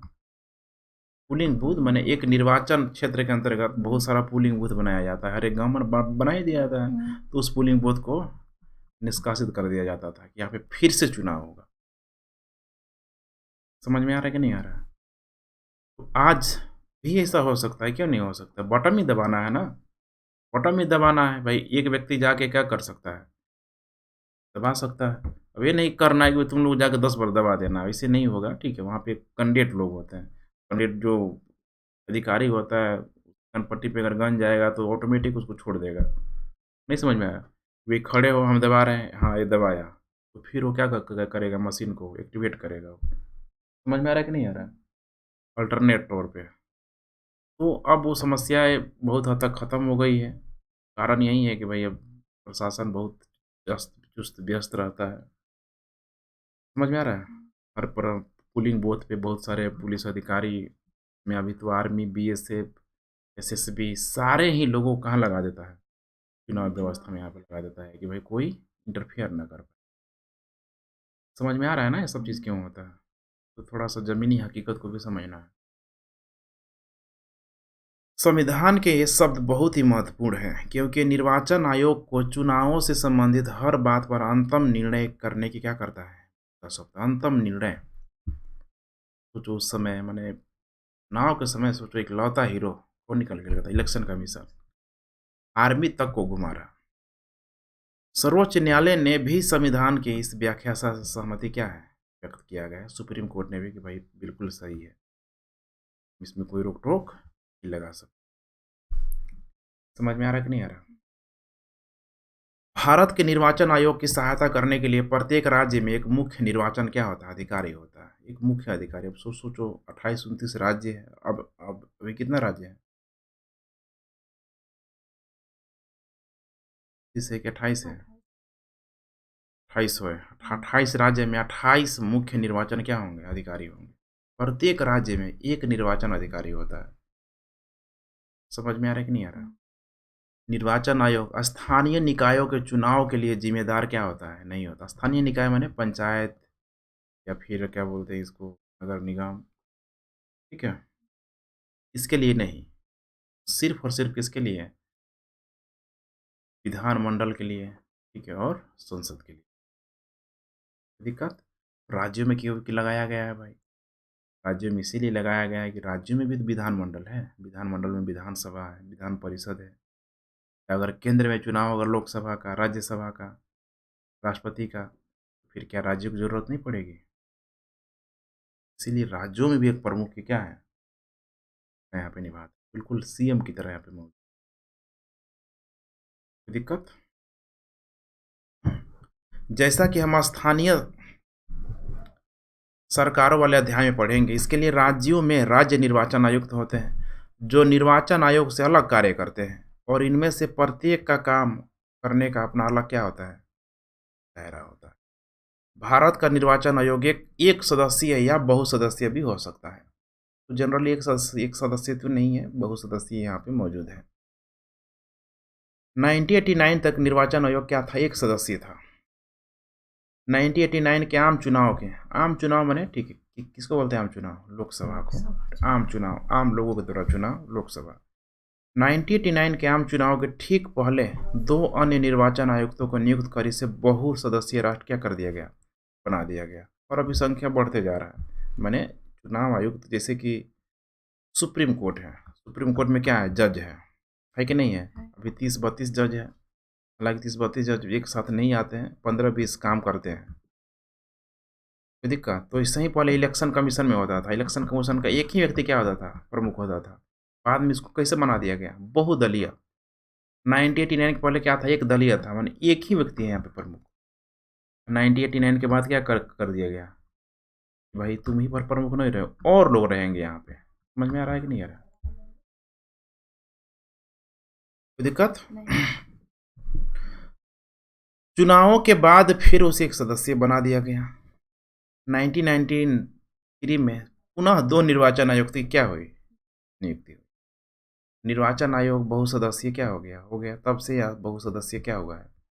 बना हुआ है, अभी तक बना। बहुत सदस्य बना के अच्छा किया गया कि नहीं किया गया? एक व्यक्ति बहुत क्या रहेगा, लोड रहेगा, उस लोड को थोड़ा-सा भाई डिस्ट्रीब्यूट कर दिया जाए। एक व्यक्ति रहेगा तो भाई उसकी निष्पक्षता पे हमेशा क्या होगा, सवाल उठेगा। भाई उसमें पार्टियों की नज़र होती है, बीजेपी वाला भी उसको जान-मान करेगा, कांग्रेस वाला भी करेगा। शुरू में बहुसदस्यीय राष्ट्रीय निर्वाचन आयोग को लेकर तरह-तरह की शंकाएँ थी। मुख्य निर्वाचन आयुक्त और अन्य आयुक्तों के बीच इस बात पर घोर मतभेद था कि किसको कितनी शक्ति प्राप्त है। सोचो एक ही है, एक म्यान में 2 तलवार, है कि नहीं? कौन सबसे तेज है, बड़ी समस्या थी। इसका समाधान सर्वोच्च न्यायालय को करना पड़ा। अब इस बात पर सामान्य सहमति है कि बहुसदस्यीय निर्वाचन आयोग ज़्यादा उपयुक्त है क्योंकि इससे आयोग की शक्तियों में क्या हो गई है? साझेदारी हो गई है। अब इसमें जो भी सदस्य बन रहे हैं, माने प्रमुख जो बन रहे हैं इलेक्शन कमीशन के, इनके शक्तियों में कोई अधिक नहीं, कोई कमी नहीं, सबकी शक्तियाँ क्या है? बराबर है। और आयोग पहले से कहीं ज़्यादा जवाबदेह क्या हो गया है? अच्छा किया गया कि नहीं किया गया? किया गया। मुख्य निर्वाचन आयोग की अध्यक्षता करता है, लेकिन अन्य दोनों निर्वाचन आयुक्तों की तुलना में उसे ज़्यादा शक्तियाँ प्राप्त क्या है? नहीं है। मुख्य निर्वाचन आयोग की क्या करता है? अध्यक्षता करता है। अब ठीक वही है जैसे कि सुप्रीम कोर्ट में जज हैं। बहुत सारे जज बना दिया गया 20, 22, 30। इसमें एक को क्या कर दिया गया? चीफ जस्टिस ऑफ इंडिया बना दिया गया। एक मुख्य निर्वाचन आयुक्त बना दिया, सॉरी मुख्य न्यायाधीश बना दिया गया। वैसे यहाँ पे भी बना दिया गया, बहुदलीय व्यवस्था करके को क्या बना दिया गया? चीफ। क्या बना दिया गया? चीफ। चीफ माने मुख्य। समझ रही हो ना? मुख्य निर्वाचन आयुक्त निर्वाचन आयोग की अध्यक्षता करता है, लेकिन अन्य दोनों निर्वाचन आयुक्त की तुलना में उसे ज़्यादा शक्तियाँ प्राप्त क्या है? नहीं है। तो शक्तियाँ सेम ही है, माने नाम मात्र के लिए डिसीजन वगैरह लेने के लिए भाई वो है मौजूद। सेम चीफ है। हाँ, सबसे ऊपर है। एक सामूहिक संस्था के रूप में चुनाव संबंधी निर्णय में मुख्य निर्वाचन आयुक्त और अन्य दोनों निर्वाचन आयुक्त की शक्तियाँ क्या है? समान है। क्लियर हो गया? तीन आए भाई, तीनों की शक्तियाँ क्या है? समाप्त है। लेकिन एक उसमें चीफ रहेगा। चीफ होता है वरीयता क्रम जिसको बोला जाता है, पदानुक्रम बोल दिया जाता है पद के रूप में भाई कि ठीक है, वो चीफ है। जनरली जिसकी उम्र सबसे अधिक होती है उसको बना दिया जाता है कि भाई इसको ये ना लगे कि भाई ठीक है।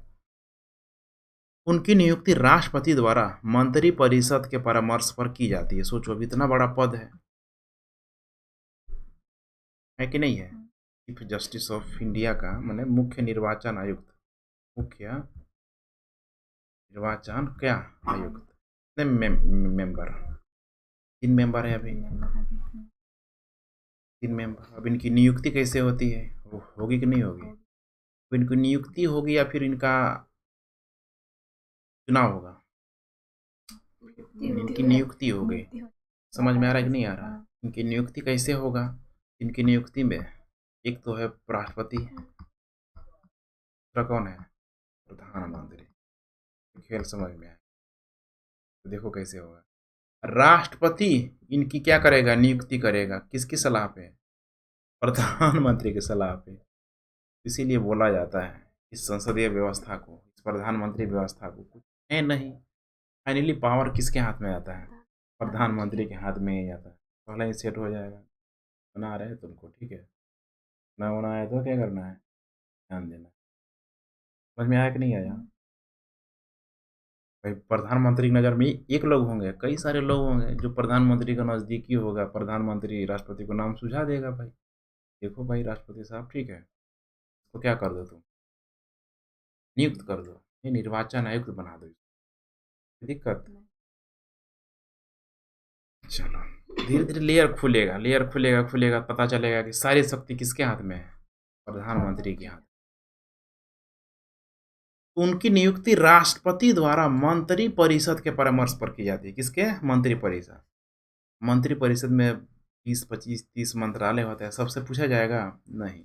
इस मंत्री परिषद का जो प्रमुख है कौन? प्रधानमंत्री है कि नहीं है? जड़ में पानी पटाओ, पत्ता पत्ता पानी पटाना जरूरी। ऐसे में संभव है कि सरकार के द्वारा किसी ऐसे हितैषी की निर्वाचन ठीक है, नियुक्ति निर्वाचन आयोग में कर दिया जाए, जो चुनाव में सरकार का क्या करें, समर्थन करें। माने ऐसे में संभव है, ठीक-ठाक संभव है कि नहीं है? ऐसा है, क्योंकि स्वायत्त तो बनाया गया है निर्वाचन आयोग को कि भई स्वतंत्र है, लेकिन इसके अधिकारियों को स्वतंत्र क्या किया गया? नहीं बनाया गया। इसको भी बोल दिया तब गाँव के द्वारा हो। इसमें रोल किसका हो जा रहा है? एग्ज़ीक्यूटिव ऑफ ठीक है, लेजिस्लेटिव का। इस शंका के चलते अनेक लोगों ने इस प्रक्रिया को बदलने का सुझाव दिया है कि भई ये गलत सुझाव है। राष्ट्रपति और कौन? प्रधानमंत्री।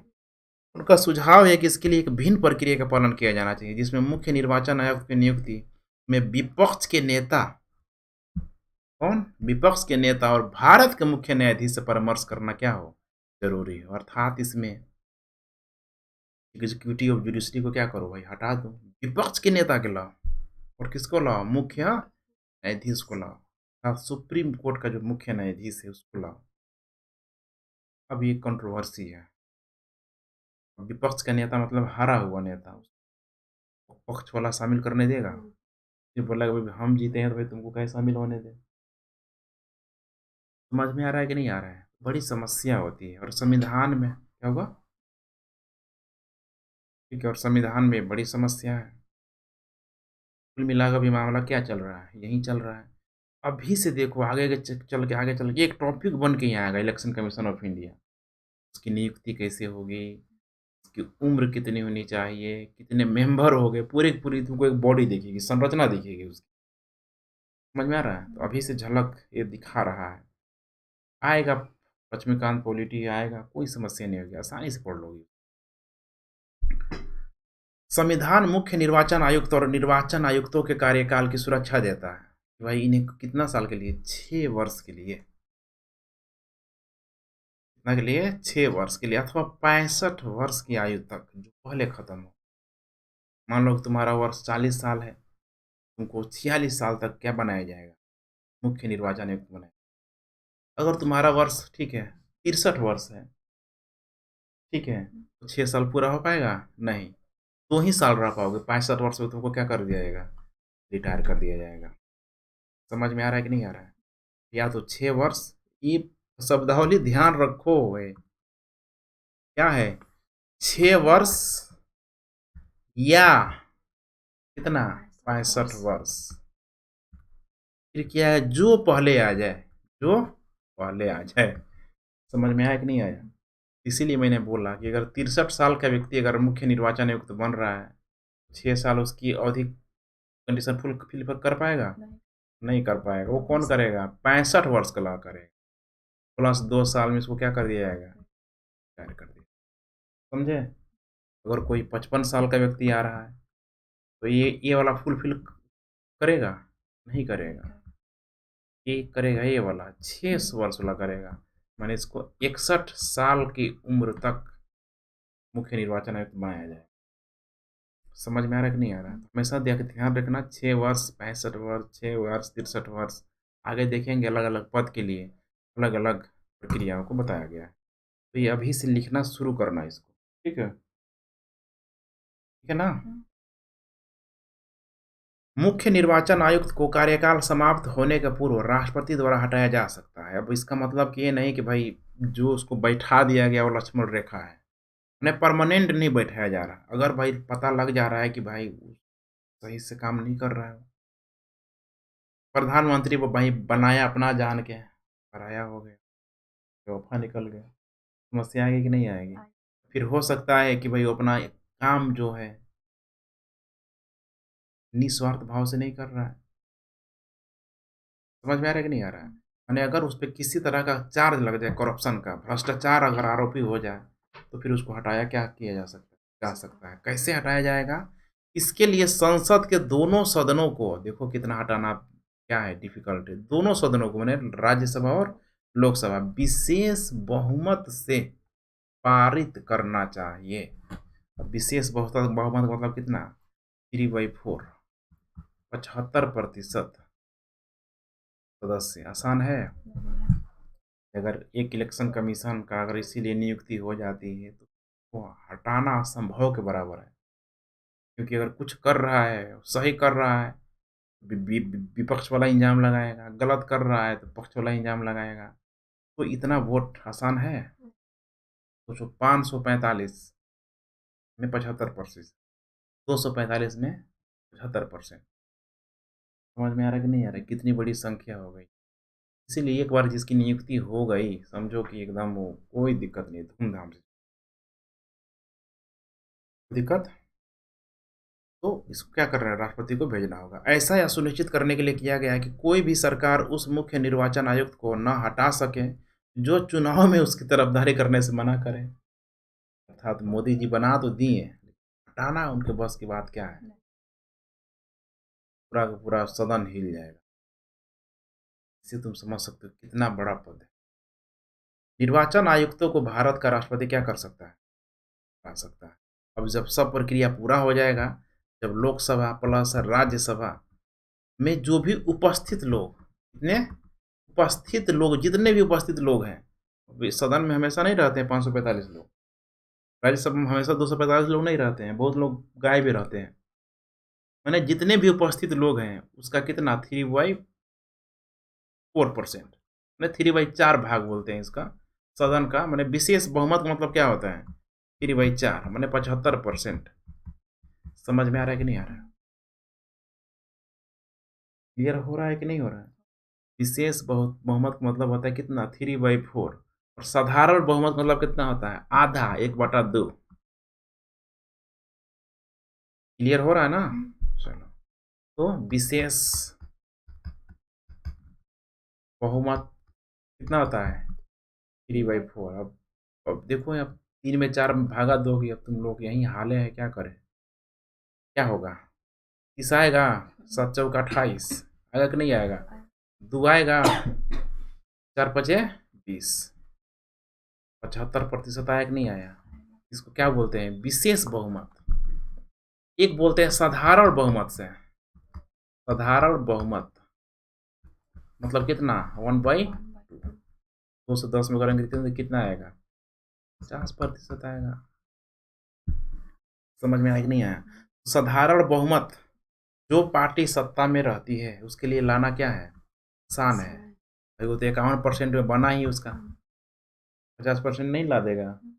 लेकिन यहाँ तक आते आते 3/4 माने 75% आते आते सोचो, 545 का कितना निकालोगे? 3/4। समझ में आ रहा है कि नहीं आ रहा है? संख्या कितनी बड़ी हो जाएगी, अंदाजा लग रहा है तुमको? करके देख लेते हैं। 5 एकम 5, 14 हो गया। सॉरी, 4 तई 12 है। कोई दिक्कत? 4 तई, अच्छा 545 का कितना निकालना है? 75% ना, 75%। तो कितना हो जाएगा? 100, 5.45 कितना होगा कि नहीं होगा? 75 से 5.45 में मल्टीप्लाई कर देते हैं।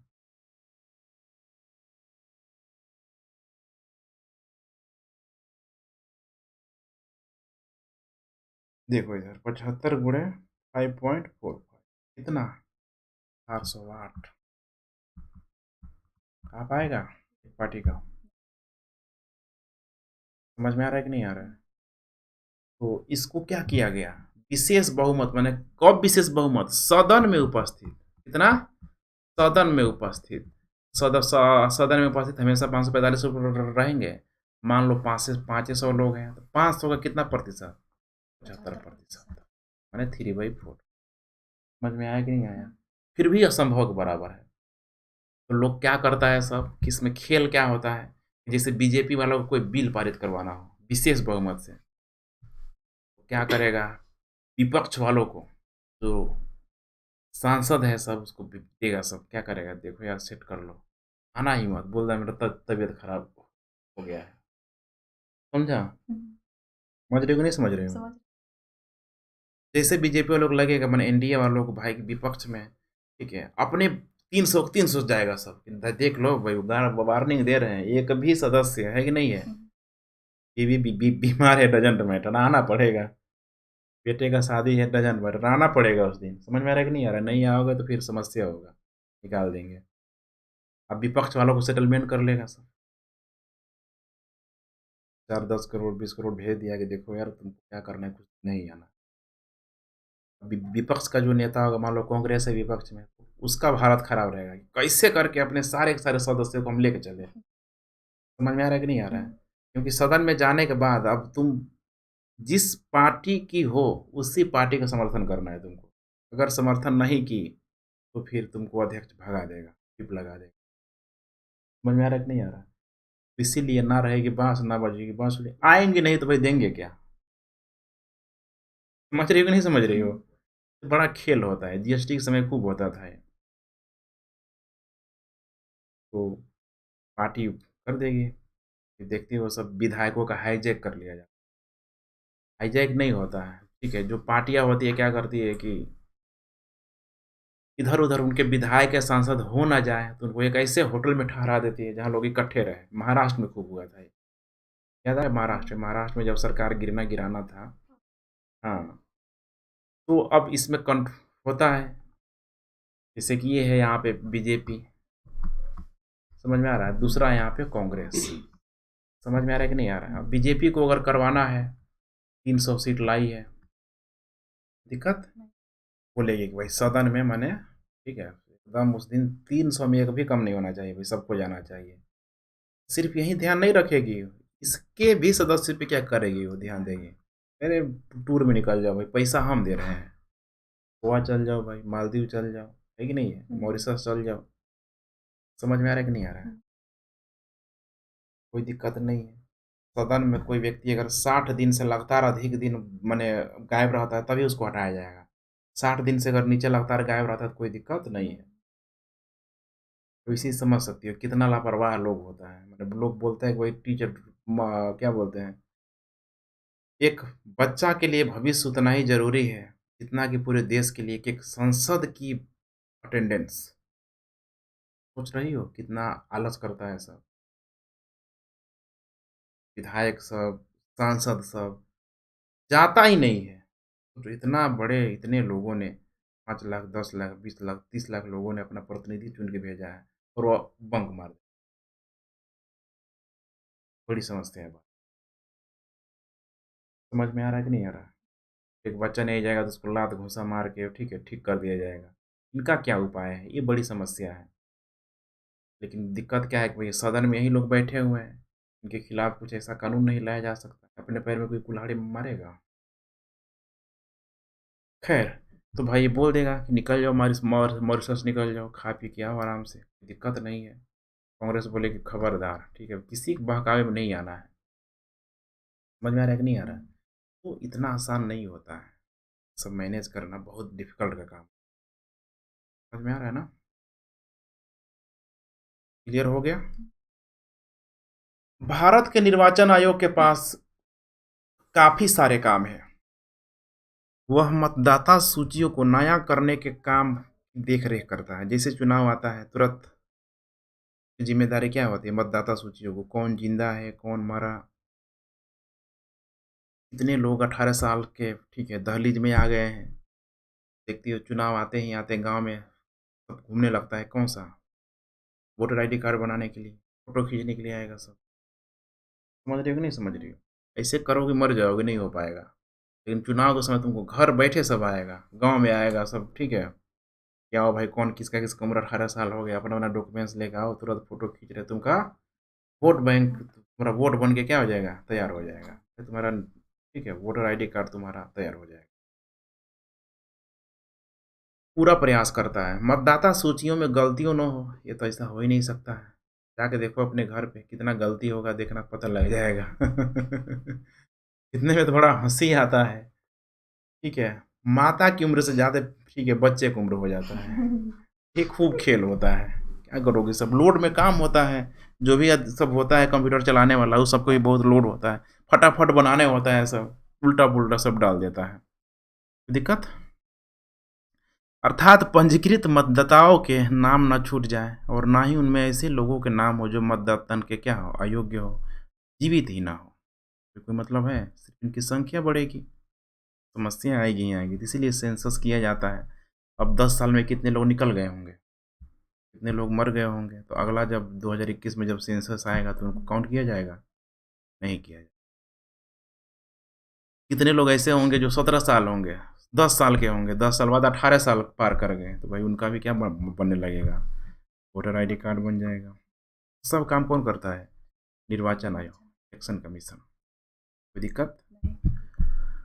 वह चुनाव का समय और चुनाव का पूरा कार्यक्रम तय करता है। अब चुनाव लेंगे, कितने चरण में चुनाव लेंगे? बिहार में 7 चरण में चुनाव था, 7 बार लिया गया। पूरे बिहार के क्षेत्रों को 7 भागों में क्या कर दिया गया? बांट दिया गया। इस भाग में ऐसा करते हैं कि भाई एक दिन चुनाव लेते हैं, एक दिन क्या करते हैं? चुनाव कराते हैं। बोला भाई जितना भी यहाँ पे जितने भी अधिकारी हैं, सेना है, सैनिक है, सब कहाँ चल जाए, यहाँ आ जाए। कोशिश करो कि आज शांतिपूर्ण निष्पक्ष तरीके से चुनाव हो जाए। एक साथ हो पाएगा? ठीक है, मुश्किल है, ठीक है, बहुत अधिक खर्च करना पड़ेगा पैसा। तो भाई ये यहीं सैनिकों को, बीएसएफ आर्मी सबको यहाँ भेज दो। यहाँ हो गया तो बोलेगा थोड़ा झमेला सर हो, कहाँ भेज दो? यहाँ आ जाओ। बड़ा मुश्किल होता है चुनाव के समय। पूछना अपने दोस्तों से, जो भी सब है पुलिस में, पूछोगे तो बताएगी सब। चुनाव के समय हम लोग को दौड़ते दिन बीत जाते। समझ में आ रहा है कि नहीं आ रहा है? तो चुनाव की अधिघोषणा, नामांकन प्रक्रिया शुरू करने की तिथि, यही है नॉमिनेशन जिसको बोला जाता है। मोदी साहब दे रहे थे ना डीएम को, देखो भाई नामांकन प्रक्रिया शुरू करने की तिथि, मतदान की तिथि, किस दिन मतदान होगा, मतगणना की तिथि, चुनाव परिणाम की घोषणा, सब पहले क्या होता है? घोषणा हो जाता है। ये है चुनाव आयोग। समझ में आ रहा है कि नहीं? पहले ही घोषणा हो जाएगा। बिहार में आगे नहीं था कि 7 तारीख तक चुनाव होगा, 10 को क्या हो जाएगा? मतदान गणना होगा, उसी दिन चुनाव भी घोषणा भी कर दिया जाएगा।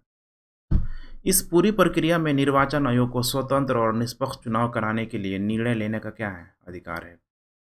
और पूरे देश, किसी राज्य या किसी निर्वाचन क्षेत्र में चुनाव को इस आधार पर स्थगित या रद्द कर सकता है कि वहाँ माकूल माहौल क्या है, नहीं है। यानी कुछ भी हुआ है गलत सलत, अगर उसको लगता है कि भाई सही नहीं हुआ है, लोगों ने ब्लेम कर दिया कि नहीं भाई देखो यहाँ एक ही पार्टी के लोगों ने वोट दे दिया है, हमको भाई लोग वोट ही नहीं देने दिया है, फिर चुनाव आयोग क्या कर देगा? रद्द कर देगा, नहीं दोबारा कराएंगे वहाँ। तथा स्वतंत्र और निष्पक्ष चुनाव कराना क्या है? संभव नहीं है। तथा स्वतंत्र और निष्पक्ष चुनाव कराना संभव नहीं है। ये लोगों के द्वारा होता है। चुनाव आयोग तो कभी भी सब बोलेगा, वो तो हमेशा बोलेगा कि देखो हम स्वतंत्र निष्पक्ष कराएं। निर्वाचन आयोग राजनीतिक दलों और उनके उम्मीदवारों के लिए एक आदर्श आचार संहिता लागू करता है। यही है चुनाव आचार संहिता जिसको बोला जाता है। चुनाव के समय क्या क्या नहीं करना है। चुनाव जब होना है तो भाई उसके 24 घंटा पहले सब चुनाव प्रचार क्या करना है? बंद कर देना है। ये नहीं कि लोग जा रहे वोटिंग देने तो 1000 रुपया ले गए, इसे गड्डी दिखा के दे देंगे, दो भाई दे देना, ऐसे नहीं करना। मतलब बहुत सारा आचार संहिता जिसको बोला जाता है, देखेंगे आगे। ठीक है, आचार संहिता क्या होता है? कोई दिक्कत?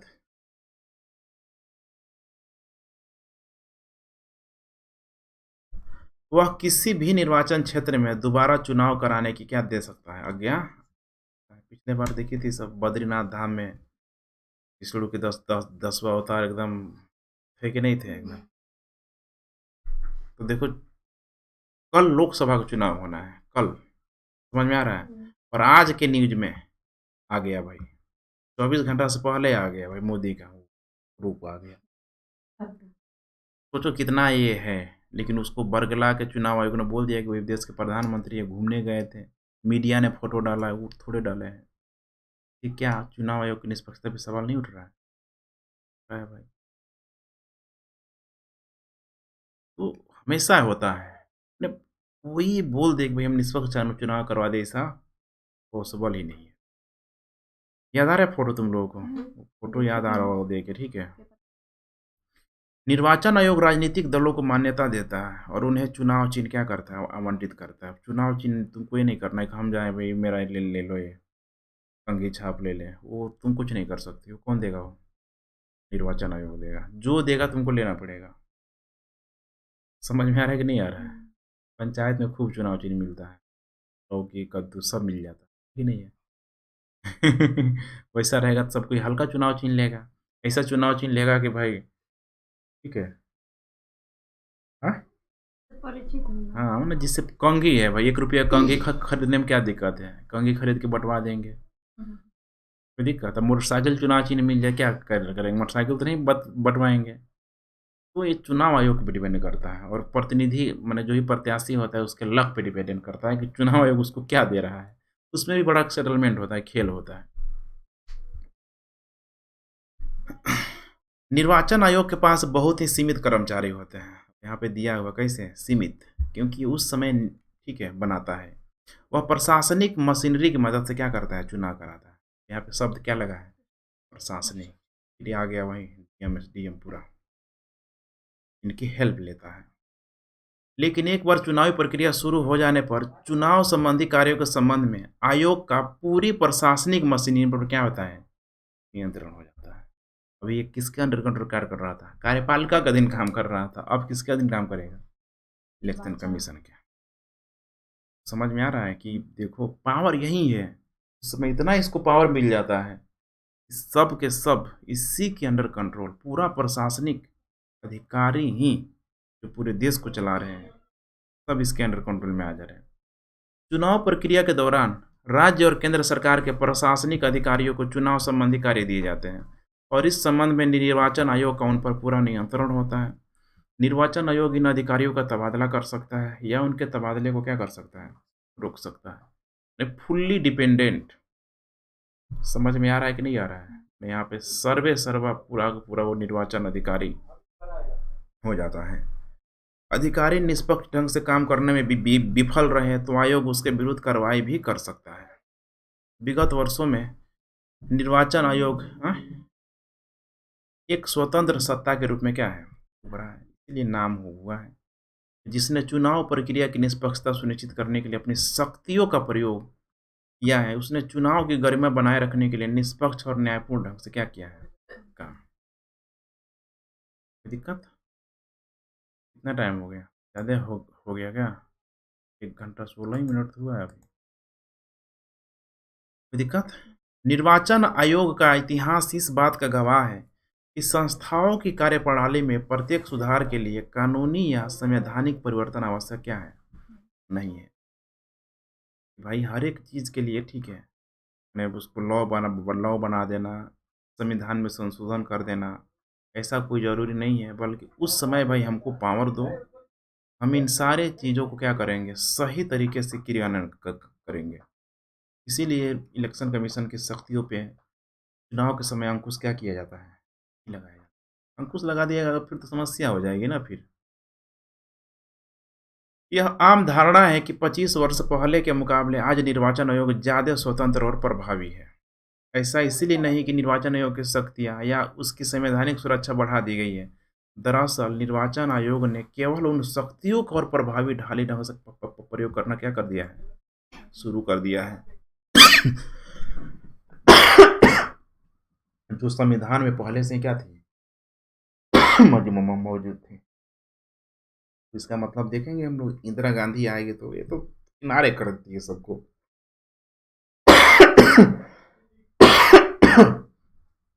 उन्हें रियल रूप में देखा जाए तो 25 वर्ष पहले निर्वाचन आयोग को अनुमान की तरह पता चला अपनी शक्तियों का कि भाई हमारी इतनी इतनी शक्ति क्या है?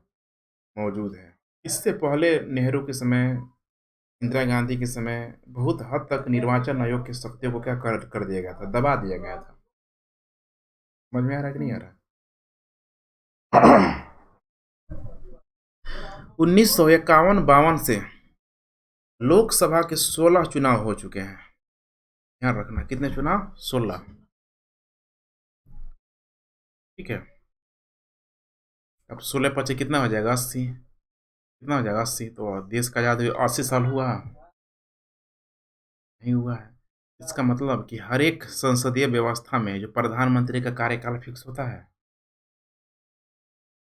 तो ये कभी-कभी दे देगा 5 साल, तो तुम लोग लगेगा कि प्रधानमंत्री हर 5 साल में चुना जाता है, टिक लगा के आ जाओगे और एक नेगेटिव खा लो। समझ में आया कि नहीं आया? लोग प्रधानमंत्री का कार्यकाल तभी तक फिक्स है जब तक उसको ठीक है सदन का बहुमत प्राप्त है। आज मोदी का सदन में बहुमत टूट गया, कल वह मोदी को इस्तीफा देना पड़ा। समझ में आया कि नहीं आया? कोई कागज का क्या है? कार्यकाल फिक्स नहीं है। राज्यसभा का फिक्स है हर 6 साल में। अस्थाई सदन है, राज्यसभा कैसा है? अस्थाई, परमानेंट, उसको विघटन नहीं किया जा सकता है। लोकसभा का विघटन किया जा सकता है। निर्वाचन आयोग के द्वारा यहाँ पे विधि हाँ, हाँ, हाँ, क्या है? अच्छा, विधानसभाओं के अनेक चुनाव और उपचुनाव कराए गए। निर्वाचन आयोग को असम, पंजाब तथा जम्मू कश्मीर जैसे हिंसाग्रस्त क्षेत्रों में चुनाव कराने में अनेक कठिनाई परिस्थितियों का क्या करना पड़ा है? सामना करना पड़ा है। होता ही होता है, एक साथ भी होता है ना, कोइंसिडेंस होता है, कितने राज्यों में देखोगे तो एक साथ चुनाव हो जाता है। पिछले बार ही हुआ, मध्य प्रदेश, छत्तीसगढ़ और राजस्थान एक साथ हुआ। इलेक्शन कमीशन ने कराया धूमधाम से। तो सोचो, चैलेंज एक नहीं है। और अभी मोदी का सुझाव था, एक देश एक चुनाव। साथ भाई एक ही साथ लोकसभा का चुनाव हो और एक ही साथ उसी में किसका चुनाव हो जाए? विधानसभा का चुनाव हो जाए। सुझाव तो बड़ा अच्छा है, इससे समय बचेगा। विधायकों को, सांसदों को काम करने का अवसर मिलेगा। और सबसे बड़ी बात, इतनी बड़ी जो खर्चा होता है, सोचो अभी लोकसभा का चुनाव हुआ, कितने अरब रुपया खर्चा हो जाता है। फिर विधानसभा का चुनाव हुआ, बिहारी में हुआ, सोचो कितना करोड़ रुपया खर्चा हो गया। उससे खर्च बचेगा कि नहीं बचेगा? बचेगा, टाइम बचेगा। अभी भाई वो वही डीएम है, वही एसडीएम है। राज्य का चुनाव हो रहा है तब भी उसको निर्वाचन आयोग के अंतर्गत काम करना पड़ रहा है। केंद्र में चुनाव हो रहा है तब भी उसको निर्वाचन आयोग के अंतर्गत काम कर रहा है, उसका भी टाइम बचेगा। समझ में आ रहा है कि नहीं आ रहा? सुझाव बड़ा अच्छा है, लेकिन सोचो इतना बड़ा देश, इतना बड़ा, ठीक है, एक साथ लागू करना इतना आसान है? आसान तो नहीं है। अभी मोदी, सोचो अभी 2024 में फिर से लोकसभा का चुनाव होने वाला है। 2022 में यूपी का चुनाव होगा, मुख्यमंत्री बन जाएगा। बोला जाएगा पूरे राज्यों में अब 2024 में पुनः मुख्यमंत्री चुना जाएगा। उत्तर प्रदेश वाला मानेगा? बोलेगा अरे 2 साल पहले तो हम चुन के आए हैं, 5 साल भाई रहने दो भाई हमको। ये एक बहुत बड़ी समस्या है कि नेता कंप्रोमाइज करने के लिए तैयार होगा सब? कभी भी नहीं होगा। धीरे धीरे दिमाग खुलेगा तुम लोगों को कि क्या क्या समस्याएं आती है। नेता कभी कुर्सी नहीं छोड़ना चाहेगा। उससे 1991 में पूरी चुनावी प्रक्रिया को बीच में ही रोकना पड़ा, क्योंकि चुनाव प्रचार के दौरान पूर्व प्रधानमंत्री राजीव गांधी की क्या कर दी गई? हत्या कर दी। यही 1989 का क्या हो रहा था? चुनाव हो रहा था, जो कि तमिलनाडु में। समझ में आ रहा है? वही था लिट्टे वाला जो घटनाक्रम हुआ था। तमिलनाडु में एक औरत आई ह्यूमन बम बन के और जाकर टकरा गई। सोचो, प्रधानमंत्री की क्या हो गई? हत्या हो गई चुनाव के दौरान। समझ में आ रहा है कि नहीं आ रहा? चुनाव के दौरान प्रधानमंत्री प्रधानमंत्री रहता है, तो मत समझना कि नहीं रहता है। अगर वो हार गया, जैसे ही उसने बहुमत पे अपना सदन खो दिया, तब जाकर प्रधानमंत्री से देना पड़ेगा। समझ में आ रहा है कि नहीं आ रहा? तो भाई गैप करना पड़ा। कोई दिक्कत? कब? 1900 कब?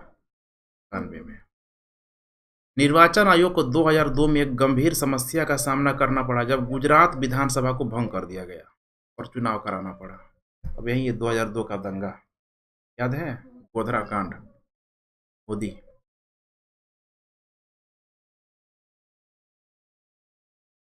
दिक्कत वही है, बाबरी मस्जिद को लेके, ठीक है, जो लिंक जुड़ा हुआ था। तो कर सेवक आ रहे थे कहाँ से?